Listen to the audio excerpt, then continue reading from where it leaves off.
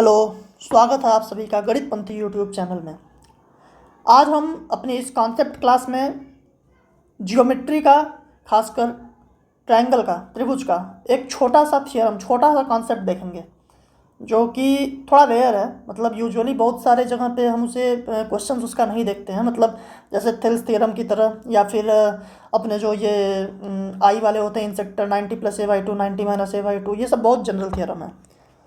ये भी एक थ्योरम तो जनरल है, लेकिन यूज बहुत कम होता है। लेकिन अगर ये थ्योरम पे क्वेश्चन आता है तो उस क्वेश्चन को अदर तरीक़ों से करने में हमारी हालत ख़राब हो सकती है।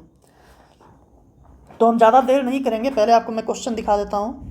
देखिए, पहला, दूसरा और तीसरा, 3 क्वेश्चंस हैं। 2 में फिगर दिया हुआ है, 1 में फिगर आपको ड्रा करना पड़ेगा। इन तीनों क्वेश्चंस को करने से पहले हम कॉन्सेप्ट देखेंगे। कॉन्सेप्ट क्या है देखते हैं। एक ये त्रिभुज है, रैंडम सा मान लीजिए कोई त्रिभुज है। आपको इसमें 2 जानकारी दी जाएगी और 2 जानकारी आपको एज्यूम कर लेना है। जैसे अब इस त्रिभुज में अगर हम बोलते हैं ABC, अगर कहा जा रहा है कि A से सामने वाली भुजा पे एक एंगल बाइसेक्टर खींचा जाता है, एंगल बाइसेक्टर खींचा जाता है, ठीक है, और ये सामने वाली भुजा पे 90 डिग्री पे लैंड करता है, D। ये एंगल बाइसेक्टर खींचा गया। आपको इतनी जानकारी दी गई है। अब देखिए, इससे आपको क्या, तुरंत कौन सा कॉन्सेप्ट आपको समझ लेना चाहिए।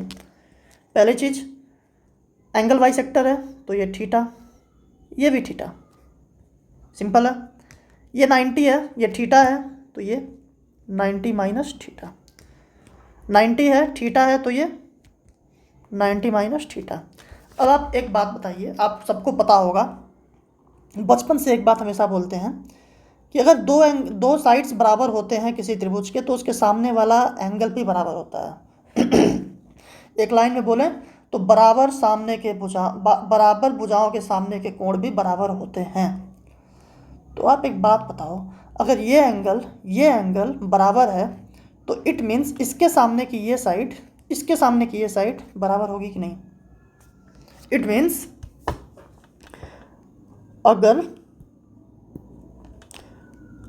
अगर किसी त्रिभुज में किसी शीर्ष से सामने वाली भुजा पर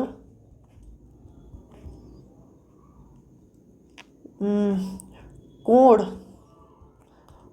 समद्विभाजक खींचा जाए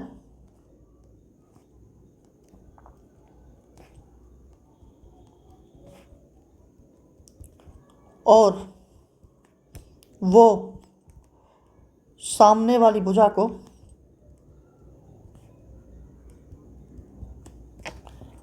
सामने वाली भुजा पर समकोण हो तो सामने वाली भुजा पर समकोण हो तो उसकी संलग्न भुजाएं, संलग्न भुजा मतलब ये इस एंगल का संलग्न भुजा ये है ना, AB एंड AC, संलग्न भुजाएं आपस में बराबर होती हैं।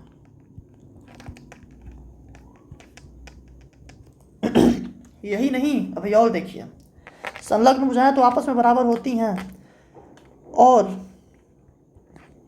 सामने वाली भुजा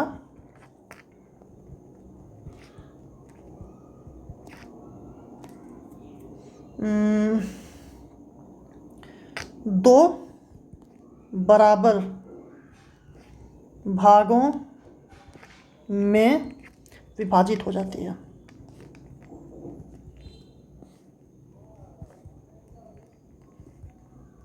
अच्छा, अब ये कैसे हुआ, मैं क्या कह रहा हूँ, आप यहाँ से तो देखें बराबर बराबर भुजाएं। अच्छा, अब यहाँ देखिए आप क्या है, साइड, एक साइड आपको पता चल गया।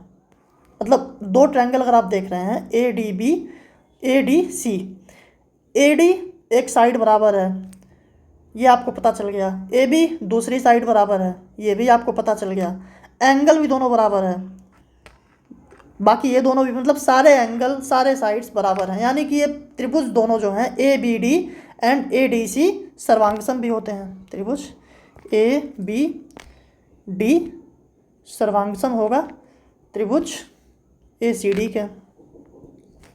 अगर ये सर्वांगसम होगा इट मीन्स ये साइड्स भी बराबर हो जाएंगी। मैंने वही बोला, सामने वाली भुजा को दो बराबर भागों में विभाजित हो जाती है, ये बी डी सी डी के बराबर है। ठीक है, ये तो हो गया एक नज़रिया इस प्रश्न को देखने का, इस कॉन्सेप्ट को देखने का, जहाँ पे आपको क्या पता था, मालूम क्या था आपको, if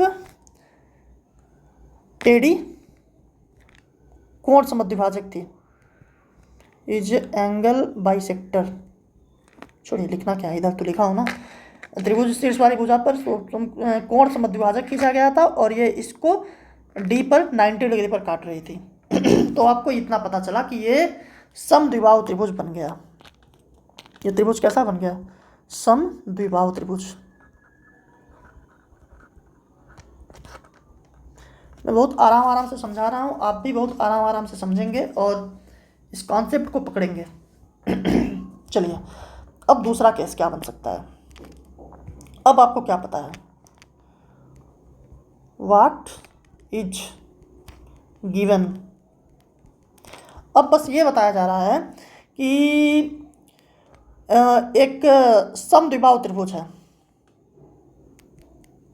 there is an isosceles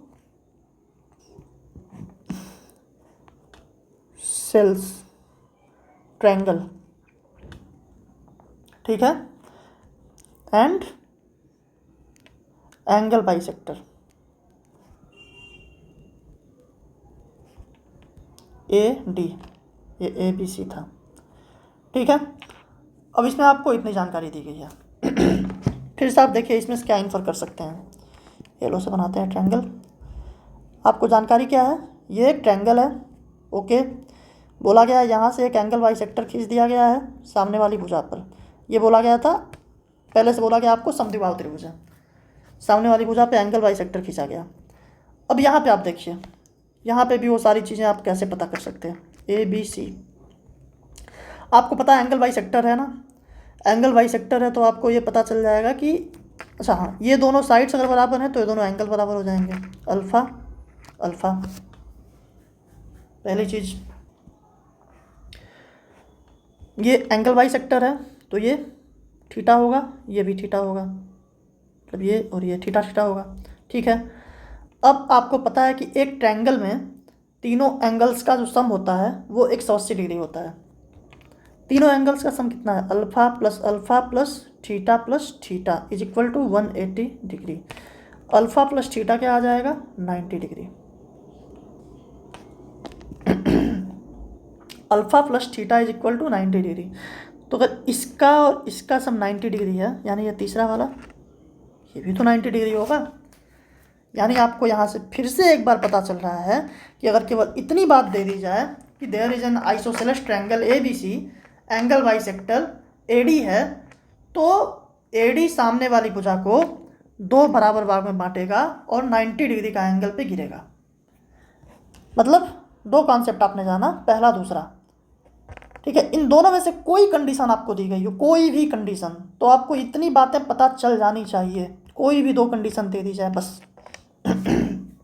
चलिए, अच्छा एक और बात। अब यहाँ पे अगर हम इतना बोले होते, ये हम बोले थे कि there is isosceles triangle, angle bisector AD दिया था।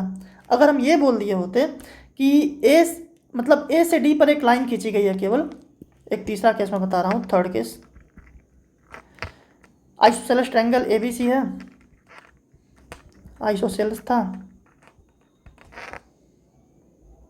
ठीक है, ए बी सी आइसोसेल्स था, और ए डी ए से डी पर मिलाई जाती है, जहाँ पे ए डी जो है वो लंब होती है बी सी पर। इतना दिया जाता है अगर आपको, तो भी आपको क्लियरली ये बात समझ जानी चाहिए कि यहाँ भी मामला उसी का है, कि ये 90 डिग्री पर अगर गिर रही है तो एंगल वाई सेक्टर है, तो ऑटोमेटिकली क्या हो जाएगा AD जो है वो एंगल वाई सेक्टर हो जाएगा, will be angle bisector for angle BAC, और फिर से BD और CD दो बराबर भाग में बट जाएंगे। तो अब आते हैं हम अपने प्रश्न पे। देखिए, इसको करने से पहले इससे आसान कर लेते हैं। आसान कौन सा माना जाएगा? इसको मान लें आसान, यही मान लेते हैं आसान। चलिए, हाँ, तो ये है क्वेश्चन। पहले आप क्वेश्चन देख लीजिए, मैं पढ़ा कर देता हूँ। In the diagram PO is perpendicular to QO which is the angle bisector of PQR, T is a point on PR and OT is parallel to QR. If the length of PR is 14 centimetre, then ये आप पढ़ते रहिए। इसकी Hindi English मैं आपको बताता हूँ। हिंदी, आरेख में PO QO के लंबवत है, जो PQR का कोण समद्विभाजक है। QO जो है लंबवत है, PO का PQR का लंबवत है, जो PQR का कोण समद्विभाजक है। देखिए, यहाँ पे आपको ये बता दिया गया कि इसका कोण समद्विभाजक है। ठीक है, अब देखिए यहाँ दो कंडीशन मिल गई ना। पहली वाली कंडीशन में हमने क्या पढ़ा था? पहली वाली कंडीशन में हमने पढ़ा था कि ट्रायंगल में शीर्ष से सामने वाली भुजा पर कोण समद्विभाजक खींचा जाए और वो सामने वाली भुजा पर समकोण हो। तो इस क्वेश्चन में दो कंडीशन आपकी फॉलो हो गई। ये सामने वाली भुजा पर समकोण है और एंगल बाइसेक्टर है। तो आपको इतने पे ये पता चल गया कि ये इसके बराबर होगी और ये इसके बराबर होगी। ठीक है, अब आगे बढ़ते हैं। PQR का कोण समद्विभाजक है, T PR पर एक बिंदु है और OT QR के समानांतर है। OT QR के समानांतर है, मतलब इसके समानांतर है ये। ठीक है, अब यहाँ पे आपको एक और केस पता चल रहा है। आपको ये तो मालूम ही है, अगर ये इसके समानांतर होती है तो जैसे यहाँ पे क्या है, P है, O है, T है, S है, R है। तो ऐसे में ट्रायंगल POT ये हो जाता है आपका, समरूप हो जाता है किसके साथ? ट्रायंगल PSR के साथ। इसका मतलब जो रेशियो PO का PS के साथ है, मतलब ऐसे पूरा रेशियो बन जाता है ना, PO by PS is equal to PT by PR is equal to PO by OS। ठीक है, इज इक्वल टू, एक और देख लीजिए, PT बाई TR। ये सारे रेशियो बराबर हो जाते हैं, मालूम आपको। तो यहाँ पे क्या बोल रहा है? PR की लंबाई 14 सेंटीमीटर है। PR की लंबाई, अब मैंने ये बताया कि ये दोनों जो है एक संबंध एक का रेशियो बन गया ना इसमें, तो यानी कि इसका भी रेशियो एक संबंध एक का बन जाएगा। ठीक है, अब बोला है PR की लंबाई 14 है। PR टोटल जो है, टोटल 14 है ना, तो यानी कि ये 7 और ये 7। बस आपसे पूछा था किसकी? PT की लंबाई 7 आ गई। आपने शुरुआत कहाँ से की क्वेश्चन की? यहाँ पे। जैसे आपको पता चला कि एंगल बाइसेक्टर है, सामने वाले पे 90 डिग्री पे गिर रहा है, इट मीन से आइसोसेलेस ट्रायंगल बन गया। कौन सा आपका? Triangle PQS। बस इतना ही मैंने यहाँ जानना था कि आइसोसेलेस जैसे बना, सामने वाली भुजा को दो बराबर भाग में बांटा, फिर आप इस ट्रायंगल का काम खत्म, भूल जाइए इसको। अब आपको इस ट्रायंगल में बस देखना है, आपको ये पता चला कि ये दोनों साइड्स बराबर हैं। मैंने बोला PO और OS का जो रेशियो होता है वही PT और TR का होता है। बस PT और TR का भी वही रेशियो है, खत्म काम। उम्मीद है बेहतर तरीके से आपको ये क्वेश्चन समझ में आया होगा। बाकी आपको कोई दिक्कत रहे आप पूछ भी सकते हैं कमेंट बॉक्स में। अब ये क्वेश्चन एक और हम देखते हैं, थोड़ा बड़ा करते हैं इसको। हाँ, देखिए, ओके, पहले इसको ही देख लेते हैं, क्रम से चलेंगे तो अच्छा होगा। नहीं, इसी को देखिए, इसमें दो कॉन्सेप्ट लग जाएगा, सॉरी। ओके, देखिए, त्रिभुज ABC में AB बराबर 10 सेंटीमीटर, AC बराबर 12 सेंटीमीटर, AB पर बिंदु D इस प्रकार लिया गया है कि BD बराबर 5 सेंटीमीटर और CD AB पर लंब है। मतलब आप AC पर लंब खींचा गया, DE जो है AC पर लंब है, बी डी और सी डी, ए बी पर बिंदु डी पर इस प्रकार लिया गया है कि बी डी 5 सेंटीमीटर और सी डी ए बी पर लंब है। अब देखिए सी डी ए बी पर लंब है तो फिगर हम थोड़ा ऐसे बनाएंगे तो समझ में आए। जैसे अच्छा नहीं बना, मज़ा नहीं आया, इसको छोटा करते हैं क्वेश्चन को थोड़ा सा। अरे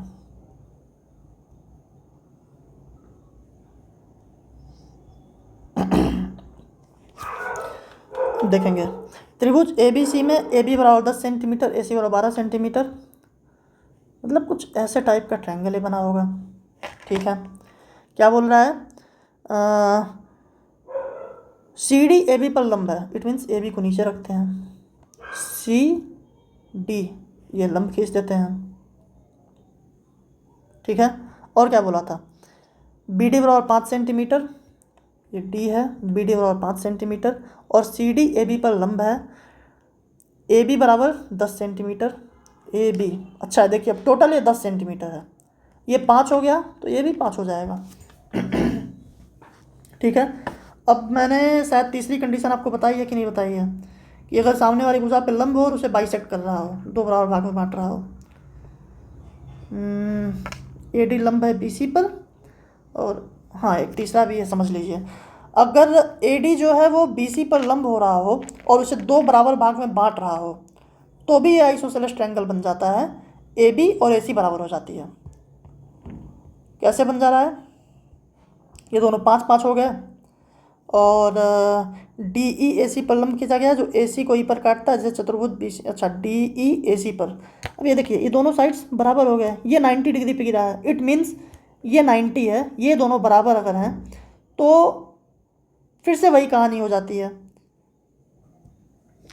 कहानी ये हो जाती है, सर्वांगसम का एक रूल होता है कि अब देखिए यहाँ पे ट्रायंगल ए सी डी और triangle B C D, rule कहानी क्या बन रही है, दोनों में एक साइड सी डी इक्वल है ए डी इक्वल है बी डी के और सी डी इसमें भी है, मतलब साइड साइड इक्वल हो गया। 90 डिग्री इसमें भी है, 90 डिग्री इसमें भी है एंगल, ये एक केस होता है सर्वांगसम होने का, दो साइड और एक एंगल बराबर है, इट मीन्स ये सर्वांगसम हो जाएगा। सर्वांगसम का मतलब ये इसके बराबर हो जाएगा, ये दोनों बराबर है ही, ये एंगल्स भी बराबर हो जाएंगे और ये बाइसेक्टर बन जाएगा। ठीक है, ये कंडीशंस है। अब हम देखते हैं क्वेश्चन में क्या बोल रहा है, ए बी बराबर 10 सेंटीमीटर, ए सी बराबर 12, ये 12 तो ये भी 12। ठीक है, पॉइंट डी एट ठीक है ना, बी डी बराबर 5 centimetre, C D is perpendicular to A B, D E is drawn perpendicularly on A C, D E A C पे परपेंडिकुलर डाल रहा है, यहाँ से देखते हैं डी ई ये परपेंडिकुलर पड़ गया। ठीक है, ये टोटल 12 था, ये लाइन जो है टोटल 12 थी, ये ध्यान रखिएगा 12, ये परपेंडिकुलर पड़ गया। अब आगे अप्रोच हम यहाँ से कैसे, आगे क्वेश्चन में making the area of the quadrilateral B C E D 2/3 of the area of the triangle A B C. अच्छा मतलब ये जो है बी सी ई डी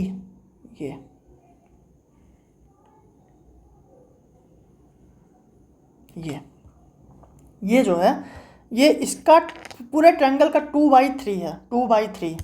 अच्छा एक बात आप बताइए, जब ये दोनों आइसोसेलेस में, जब दोनों मैंने सर्वांगसम बता ही दिया है तो इसका मतलब सी डी बी का जो एरिया होगा वो सी डी ए के एरिया के बराबर होगा, पहली चीज़, यानी ये लाइंस दो भाग में बांट रही है त्रिभुज के पूरे एरिया को, और ये बोल रहा है ये एक है और ये दोनों मिला करके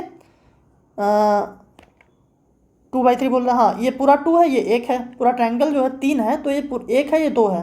तो ये बताइए कि अब हम 3 में, अब ये हमको दो बराबर भाग में बांटना है तो 3 को तो हम दो भाग में बांटेंगे तो 1.5 आएगा, उससे अच्छा है कि हम इसे 6 बना लें।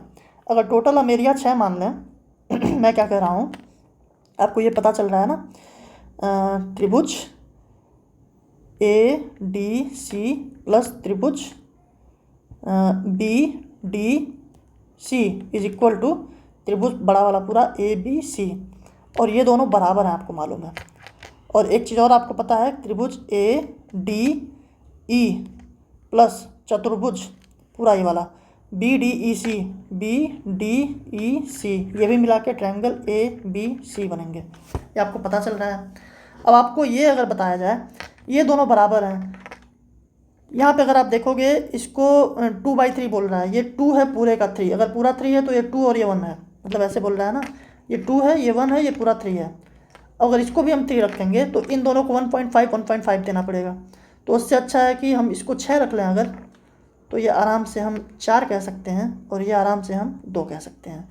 इसको भी हम 6 कहेंगे तो ये 3 हो जाएगा, ये 3 हो जाएगा। ठीक है, मतलब ज़रूरत इसकी कहीं नहीं है, बस मैं समझाना चाहता हूँ आपको, समझिए।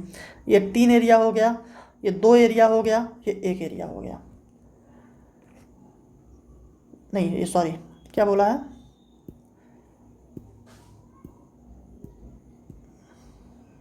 ये 3 एरिया हो गया, ये टोटल 3 एरिया होगा। लेकिन जो ये बी डी ई सी था, बी डी ई सी जो था, बी डी ई सी ये 4 था ना, तो ये 3 है तो ये 1 होगा। अब बचा ये, तो ये हो जाएगा 2। ठीक है, अब ये वाला जो ट्रायंगल है ना, ये आपका, मैं इसको मैं तिरछा करके आपको दिखाता हूँ।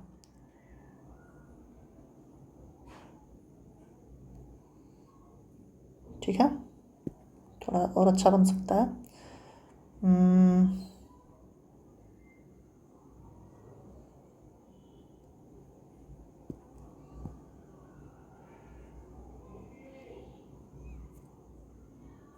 अरे नहीं, ऐसे नहीं बनाना है जो मैं समझाना चाहता हूँ उसके लिए। हाँ अभी सही बनेगा। मैं इसको कैसे दिखा रहा हूँ आपको, ये है डी, आप इसको ध्यान से इसको समझिएगा मैं क्या समझाना चाहता हूँ। ये है डी, तो ये सी हो जाएगा, ये ए हो जाएगा। ठीक है, यही ई पे इसको डालना पड़ा है ना, ई पे परपेंडिकुलर पड़ा हुआ है। क्या बोला था, D E is done perpendicularly on A C, D perpendicular था, ये परपेंडिकुलर था। ठीक है, अब आपको पता है ये टोटल तो 12 दिया हुआ है। आपको पता है समान आधार और बराबर ऊंचाई अगर हो तो आधार के रेशियो में ही त्रिभुज का क्षेत्रफल विभाजित होता है। और आपको इन दोनों का क्षेत्रफल पता है, 2 और 1, ए की साइड में 2 है और सी की साइड में 1 है। ठीक है, और ये कितना दिया था, ये आपका ई था ना। इट मीन्स जिस रेशियो में ये एरिया बटा हुआ है उसी रेशियो में दोनों लाइंस बटी होंगी। तो ये 12 का मतलब, अब 3 की वैल्यू अगर 12 हो गई तो 1 की वैल्यू कितनी हो जाएगी, 4। तो ये हो जाएगा 4, ये हो जाएगा 8। यही आपसे किसकी वैल्यू पूछा था, सी ई की वैल्यू पूछा हुआ था। सी ई की वैल्यू हो जाएगी 4। उम्मीद है आप अच्छे से समझ गए होंगे। बाकी मैं एक बार और समझाने की कोशिश कर सकता हूँ, अगर आपको समझ में ना आए तो दोबारा भी हम देख सकते हैं। चलिए इसको हम सॉल्यूशन को पहले नीचे ही रख देते हैं। अरे पूरा सेलेक्ट हो जाएगा अभी, लेकिन ये तो ओके कोई नहीं, फिर से मैं एक त्रिभुज लेके समझा देता हूँ। मैं क्या बोला था, यही दिया हुआ था आपसे फिगर, ये आपको पता चल गया। जैसे ही आपने देखा, आपको कॉन्सेप्ट मालूम है, आप तेज हैं। डी ए बी सी यहाँ से आपको पता था कि 90 डिग्री काट रहा है इसको। ठीक है, फिर बोला हुआ था कि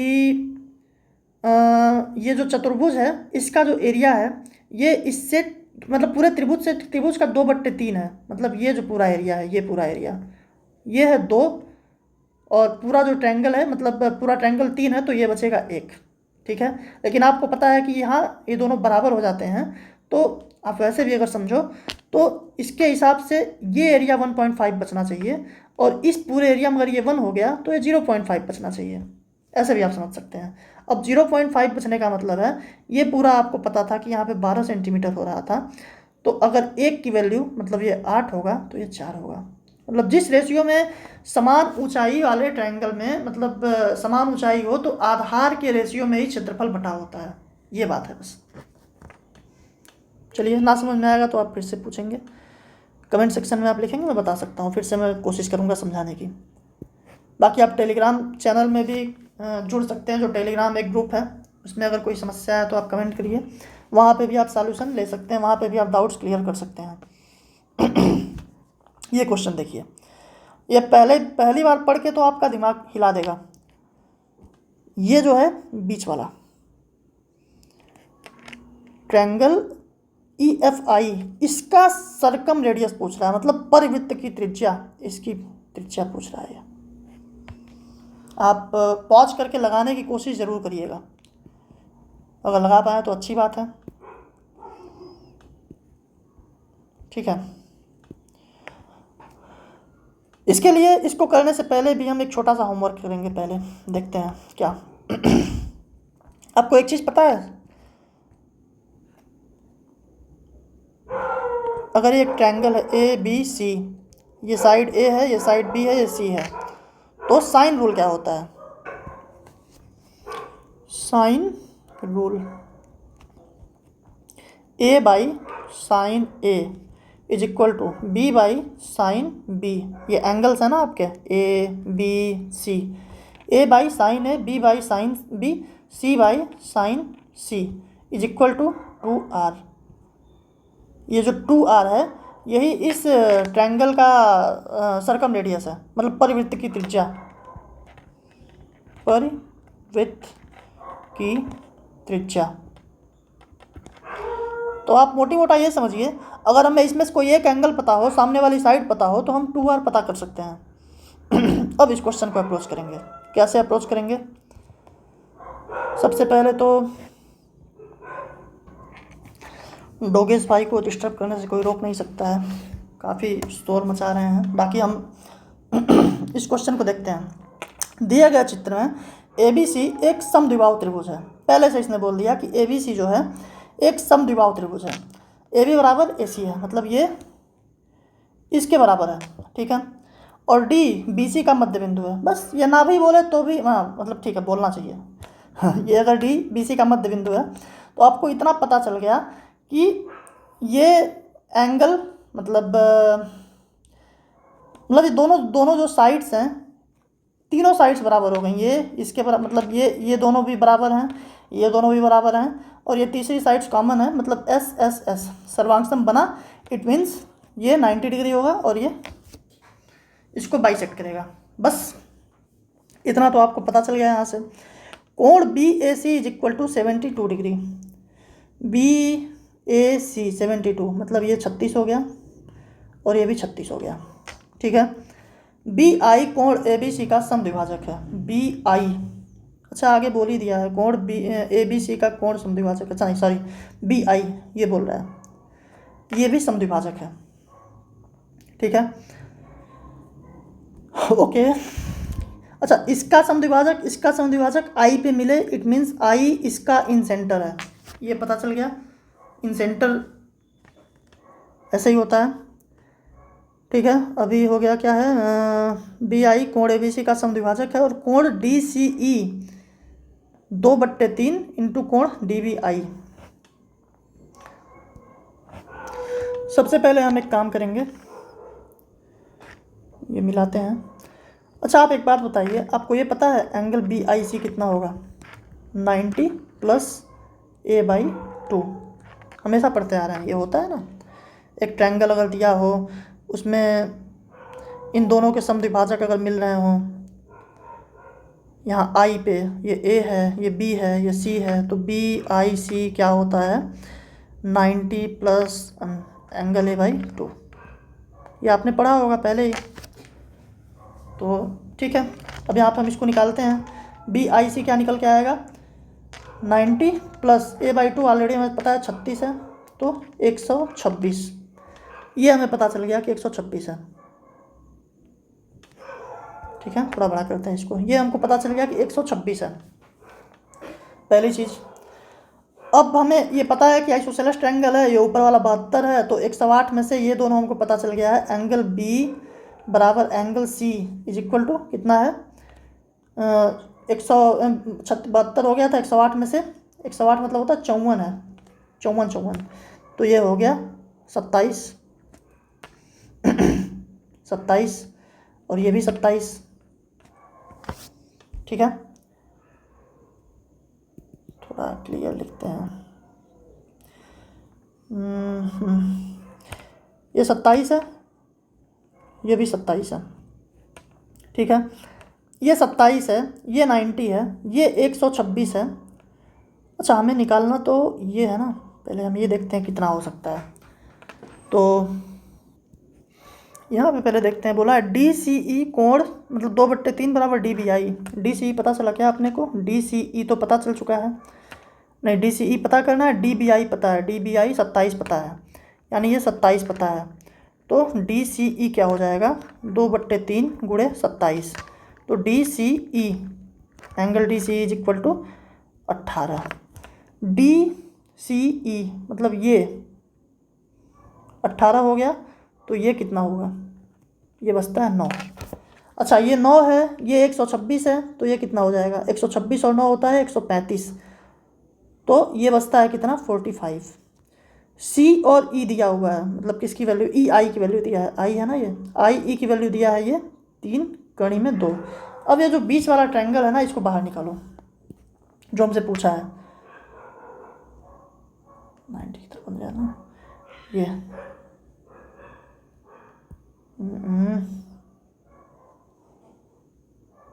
हाँ ये एफ है, ये ई है, ये आई है। ये हमें पता चल गया 45 है, ये हमें पता चल गया 3 कड़ी में 2 है। अब आप बताइए हमें साइन, मतलब अगर हम ऐसे बोल रहे हैं 2r, हमें पता था साइन रूल लगाना है, तो a बाई साइन ए मतलब 3√2/साइन 45। 2r इज इक्वल टू क्या आ जाएगा? 3√2/1/√2, ये हो जाएगा √2 ऊपर चला जाएगा 6। तो r इज इक्वल टू 3। समझ में आया कैलकुलेशन? ये 2 से ख़त्म हो जाएगा 3, तो r इज इक्वल टू 3। उम्मीद है आपको अच्छे से समझ में आया होगा। अगर ना समझ में आए फिर से दोबारा देखने की कोशिश कीजिएगा, आपको समझ में आएगा। मैंने कुछ नहीं किया, मैंने बस बताया हमें a पता चल चुका है, हमें i पता चल चुका है, हमें ये 27 पता चल चुका है। तो हम यहाँ पे 2/3 जैसे करते हैं, यहाँ 18 पता चलता है, तो हमें ऊपर वाला एंगल 9 भी पता चल जाता है। ये टोटल 27 था, ये टोटल जो है ना 27 था, नीचे हमें 18 पता चला, तो ऊपर जो है 9 हो गया। अब ये 9 हो गया, अब इस ट्रायंगल में हमने देखा IFC में ये 9 हो गया, ये 126 था, तो ये 45 हो गया। फिर हमने साइन रूल लगाया और ये आंसर हमारे सामने है। तो उम्मीद है कि ये कॉन्सेप्ट आपको बहुत बेहतर तरीके से समझ में आया होगा, और बाकी पढ़ते रहिए। मिलते हैं एक और कॉन्सेप्ट के साथ अगले वीडियो में। बाकी अगर कुछ सुझाव, कुछ अच्छा कुछ बुरा, कुछ समझाने में दिक्कत, समझने में दिक्कत, तो आप ज़रूर कमेंट सेक्शन में बता सकते हैं। और अगर वीडियो यूज़फुल लगे तो खासकर SSC वाले फ्रेंड्स के साथ ज़रूर शेयर करें। थैंक यू, मिलते हैं बाद में।